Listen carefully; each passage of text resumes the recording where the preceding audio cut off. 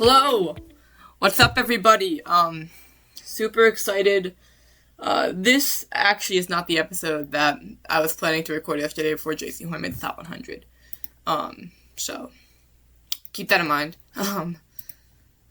This was not. But there's a couple things I want to talk about. But I do have an episode here. I want to do some stuff first. First and foremost, happy birthday to Trevor Etienne, selected last year in the 4th round, running back out of Georgia. Great player. Really good in special teams for us last year. He was very competent, especially for a rookie going in.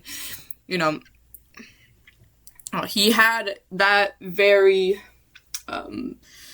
crucial fumble, but it's just the wrong time. If it happened against the Falcons that one week in week 3, I don't think people would have cared that much. And I don't really think people talk about it that much. I think people talk about Jimmy Horn more.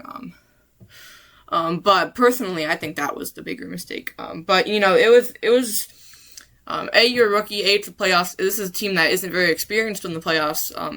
For that game, now we will be come this year when we make the playoffs.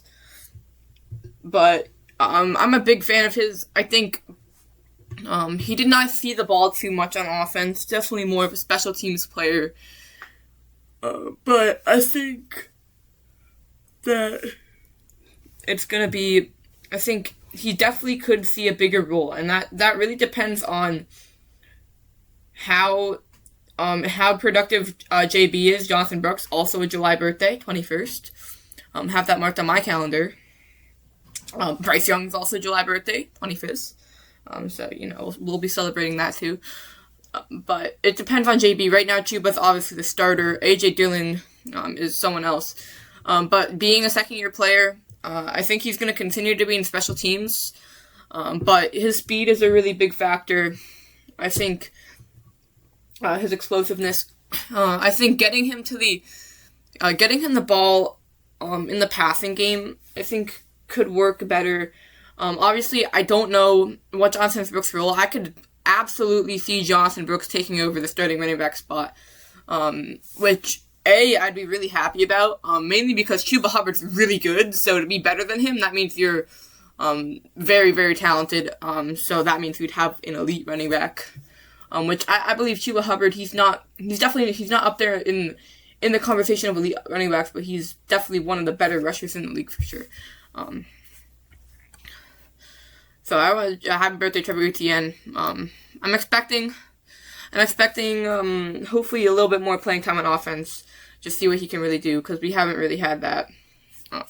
So yeah. And then the other thing, FanFest, July 31st, I believe. That's going to be really exciting. Obviously, I do not live in North Carolina, as stated last episode, so I unfortunately will not be attending. But for all of you who do live in North Carolina or are willing to make the trip, which is awesome, that's a great commitment to the Panthers. I am super excited. I believe there's autographs that you can do. There's a fireworks and laser show afterwards, and then obviously there's it's just a normal practice. But it's in Bank of America Stadium. There's people watching. Really exciting. There's everyone there. I know last year, they did. I forget his name. Oh, that's really unfortunate. But you can you can walk out the players. Jace Garland. I knew it was Garland. Jace Garland. They had Make-A-Wish kid run a touchdown play. That was really special. Yes, I had to look that up. Yeah. So that'll be really cool. Obviously, I wish I could go. If I lived in North Carolina, I'd probably go to everything that was, somewhat affordable. But I would imagine, for FanFest, $5 tickets, that's insane. So obviously, I go for that. So you should definitely try and attend for sure, if you can, obviously. But okay, yeah, that's basically the stuff I wanted to get before. Happy birthday, Trevor Etienne. Everyone else, I don't know. I really should just look up every Panthers player's birthday and then just like put it on my phone. That way I get like notified, because I definitely would forget. I only have a couple memorized. I know like Jalen Coker's is like the 30th of October. That might be wrong actually though. Maybe it's the 26th of November. I know it's like somewhat related to the Panthers' birthday. Either it's like the same months or the same like day or something like that. I'm not sure though. Anyways, moving on to the actual episode idea. I know I was delaying it. I apologize. Well, I wasn't really delaying it. I had other stuff to get out of the way. And we're moving on. We're gonna talk about what happened in the off season and how that's gonna affect the 2026 Panthers, and mostly positives. So first, we're gonna do the offense to start. So this is like what did the Panthers offensive changes? So, first things first, Andy Dalton is no longer with us. Super disappointed about that. He was an amazing player, and a really great veteran voice for Bryce. I think, obviously I have no idea how much Bryce Young learned, but I would imagine at least a good amount, considering, he's been in the league for a long time. And while he might not be better than Bryce Young, he definitely has more knowledge than Bryce Young of being an NFL quarterback, because just the experience, that's super valuable. But now, we have 3 new quarterbacks in this room. Haynes King, Will Grier, and Kenny Pickett. And Grier, obviously, he was with the team drafted in 2019. Played a game against the Colts, I believe, and I hated that guy because we lost that game, but let's be real. I mean, our team was subpar, if I'm being honest, in 2019. So, not exactly his fault, but Kenny Pickett is the current backup, like the main guy. And, I mean, the thing that I'm not the happiest about, I think the talent has definitely improved. I like that we have a lot of depth in this position. And I think all these players are capable. I think the arrangement, I'm excited to watch some of them in preseason, Haynes King especially. So hopefully he gets some reps. I would imagine he would. But there is no longer that veteran presence, that veteran voice. So there's not that too much new advice for Bryce, which I think it's really crucial in a backup quarterback to have like a veteran. Even like a Joe Flacco, someone who's been in the league. And obviously Will Grier, drafted in 2019, like I said. Is that right?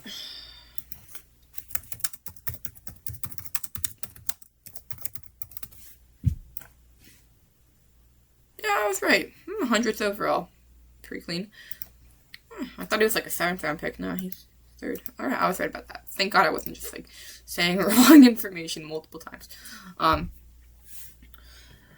So yeah, drafted in the 2019. So he's definitely the oldest guy in that QB room. And Pickett is older, but only by a year. He was drafted in 2022. I know he was definitely one of the players that we could have taken, but that draft was not the most quarterback friendly. Malik Willis, I think, was one of the guys. Matt Corral, which we did end up taking, but he wasn't. Obviously, you never know, but he wasn't projected to be a top level guy. And then, you go to 2023, 2024. That's where the quarterbacks lay, and also in 2021 and 2020. But so. There's just no veteran, and I think, Bryce, obviously, 3 years with Andy Dalton, that super valued. We can learn a lot from that. That's my main takeaway. Running backs, Rico Dowdle no longer with us. How does that affect, the Panthers? And, one way it does, Rico was really big for us 3 games. He definitely, burned out a little bit towards the end of the season where Chuba kind of took over then. And honestly, I love Chuba. I love, he is the definition of a Carolina Panther. He really resembles that. His work ethic is really good. And then the relationship he has with JB. And that's the other thing, we brought in AJ Dillon as well. I think the quad father, definitely probably the largest, most powerful back we have, which I think Rico was last year, so I think he's going to somewhat be replacing that without the elusiveness but he has the brute force aspect, which I think, could be usage on fourth and inches, third and inches. You just need an inch. You need powerful quads like the quad father has. So, that is definitely something to keep in mind. And then JB is back, looking amazing. This isn't really an off-season change, but it kind of is because we haven't had him. So in this off-season we do. So that's going to be really interesting. Again, Chuba probably will be starting. He could be overtaken. I want to say week 6 or 7. Ugh, god dang it. 5 or 6. So that's something to keep in mind. Depending on Brooks, he looked really, really good. He looks just as good, according to Testaments, according to what I've seen in the minimal clips that I'm able to watch. And just the relationship, I think, they both make each other better, and that's what you want, a very healthy relationship they have. They're competing, but they're not competing in the way you don't want them to compete. They're competing in the good way. And I don't know how to explain that, but I'm sure you know what I'm talking about. Not much changed at all. We added Felipe Franks, good depth, good special teamer, and I think Mitch Evans could take the next step, but that's not really an off-season change. Receivers, again, not too much. Coker is got a new contract. That's awesome, but I don't think that's going to affect him. I don't think that's going to make him play with more comfortability, because that's not the type of player he is. But we did draft Chris Brazzell, who I think, obviously, if Leggett doesn't pan out, he could be the wide receiver 3 that we've been waiting for. I think he has a very high upside. So does Leggett right now. He still could absolutely have a high upside. But in the scenario that Leggett does pan out, Brazzell will still be an amazing weapon, and I think he will be. The speed, the deep threat. I think he might be the best deep threat on the team, if his play can translate even remotely to the NFL. Just his balance is really praised. His balance at the catch point. He scores touchdowns, and I think he's definitely less of a red zone target for sure. I'm really excited to see him in preseason. I think.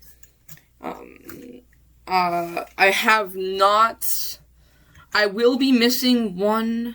Well, I'm still gonna watch I'm just gonna tape it on YouTube TV, but I'm gonna be away for the Bills game. Unfortunately, I'm super sad about that.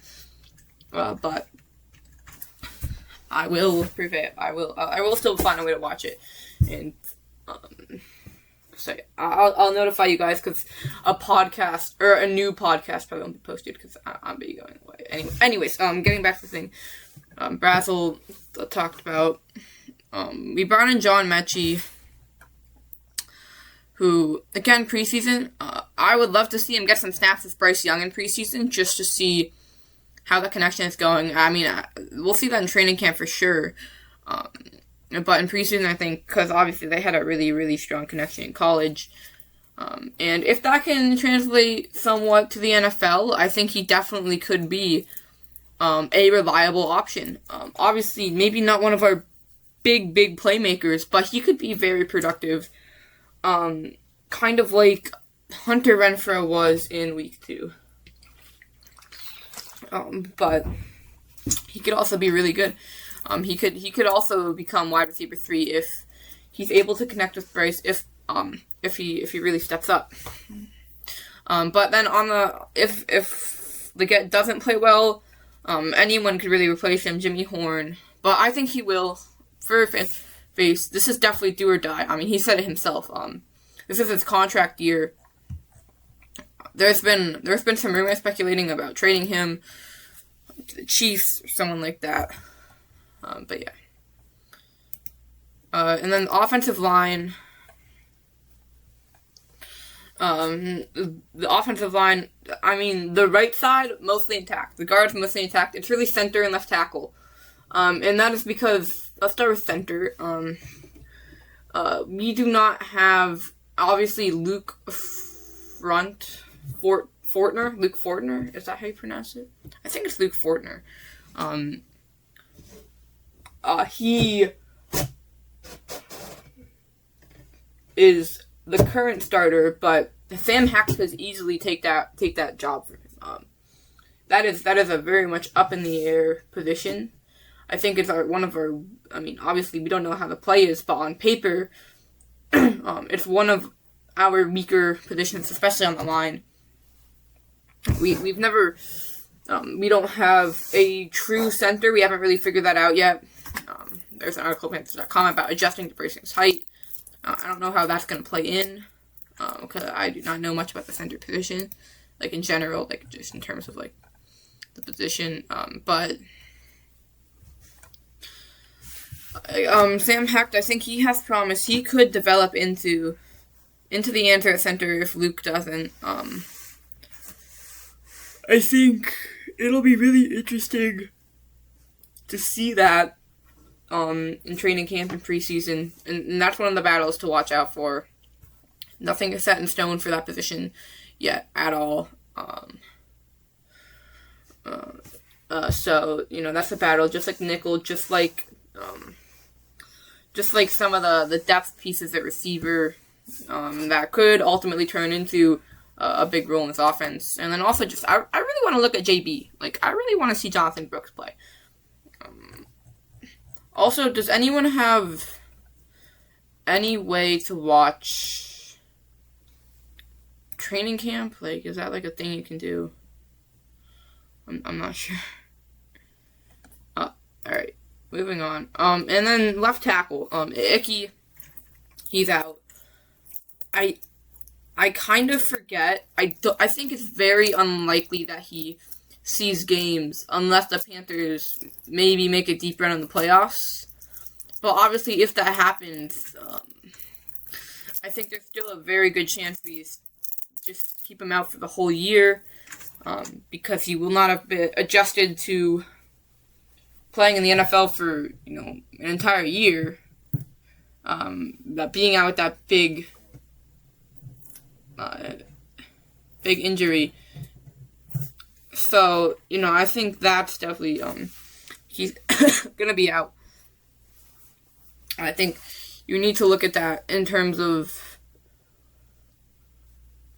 is this the best decision to put him in if he hasn't played for a long time, and, our position maybe, I think the play absolutely could be better than Ekwanu's. It's not a low bar to surpass whatsoever, but it's also not a high bar. He wasn't playing at an all-pro level, but he was getting the job done.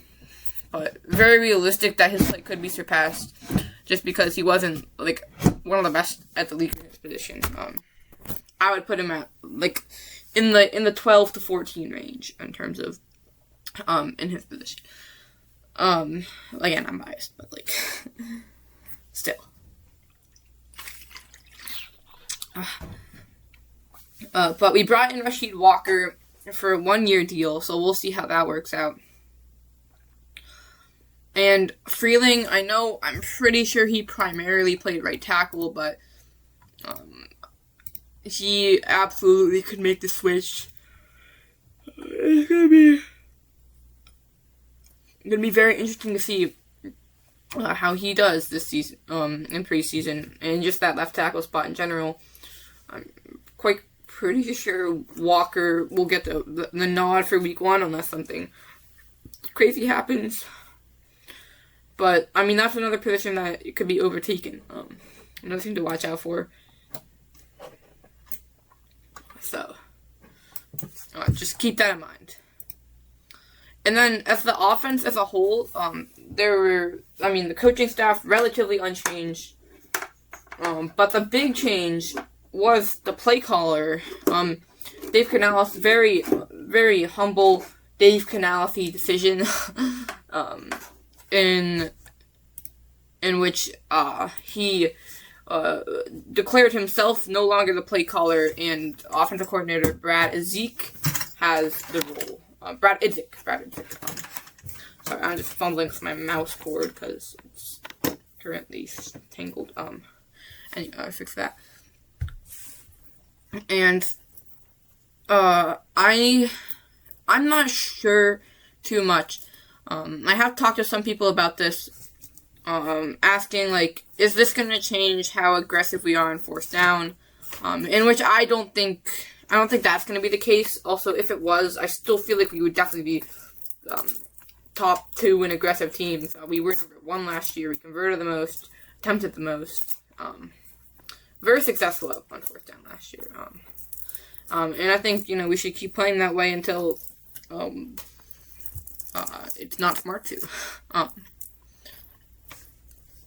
But I don't think that'll change. I just think that the type of plays, and I would imagine he's calling plays in preseason. I don't see why not. So that's kind of what I'm going to look at most in preseason right now. Obviously besides players, besides our top 3 things that I'm going to be looking at in preseason: Jonathan Brooks, the play calling. What are the patterns in the play calling? What does he favor a lot? What does he do on first downs? What does he do on third and longs? What is he?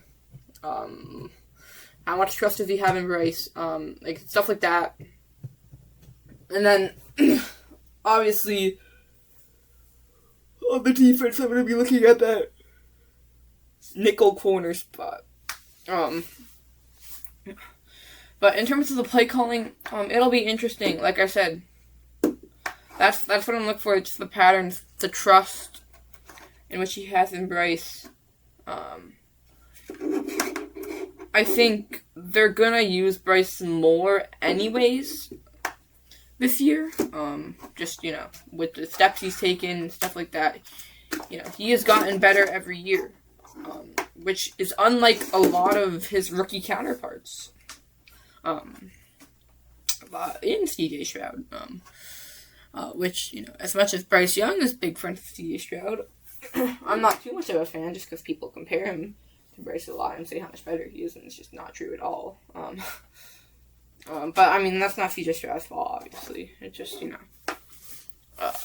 but that's just something to look out for. Just the patterns you see in play calling, what is favored a lot. And if that fourth down stuff changes, I don't think it will. But that's always something to look out for. Because that's one of my favorite aspects of watching the Panthers. Always very nerve-wracking, but also always very rewarding whenever it works. My philosophy, if I was head coach, would be go for it. If you're past your own 40... on 4th and 2, go for it. If you're past their 40 on 4th and 3, go for it. And if you're and goal, if it's within 2, go for it. Because those are basically, that's a free kick for a field. That's a free 3 points.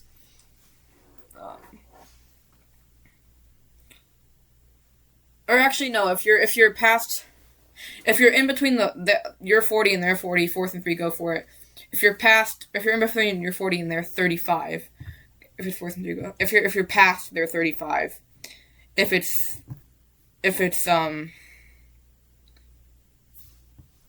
unless it's 4th and 1, don't go for it. And then if you're in the red zone, if you're in the 1st and goal, if you're within 2 yards of the end zone, I would go for a touchdown. But past that, because it really changes. Because I was reading about this I was watching a YouTube video about this. Fourth and Film, great YouTuber. It changes. This is not even about the Panthers anymore. I'm gonna speak my mind though. If it changes, field position changes very quickly. If you're within your own 30, you won't want to give them a good field position. But then, if you're like within your 40 to their 40, you want to be like aggressive and try and like be in position to get a field goal. But then once you get in that, you also don't want to give up the ball because then you'd be giving up points. And then when you're in the end zone, you have a chance to get like a lot of points. So that's like something. But yeah, that's it for the episode today. I know that last part was kind of not on theme. But thank you for watching. Keep pounding. Happy birthday, Trevor Etienne.